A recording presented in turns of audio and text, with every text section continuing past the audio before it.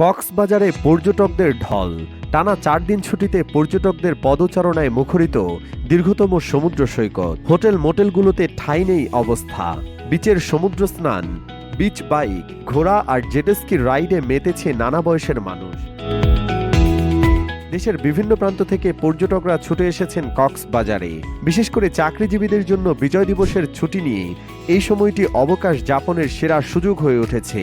তাই দেশের নানা প্রান্তে মানুষ এবারও কক্সবাজার সমুদ্র সৈকতে ছুটে এসেছেন। অনেক চাকরিজীবী আগামীকাল রোববার অফিস থেকে ছুটি নিয়ে 16 ডিসেম্বর পর্যন্ত টানা 4 দিন ছুটি নিয়ে ভ্রমণে বের হয়েছেন। পর্যটন সংশ্লিষ্ট ব্যবসায়ীরা জানিয়েছেন, ডিসেম্বর মাস জুড়েই পর্যটকদের চাপ রয়েছে। শিক্ষা প্রতিষ্ঠানগুলোতে বার্ষিক পরীক্ষা শেষ হওয়ায় পরিবার নিয়ে অবকাশ যাপনে কক্সবাজারকে বেছে নিয়েছেন অনেকেই। গত কয়েকদিন ধরেই সৈকত ও আশপাশের বিনোদন কেন্দ্রগুলোতে লেগেছে পর্যটকদের ভিড়। হোটেল মোটেল কক্ষ শতভাগ বুকিং হয়েছে।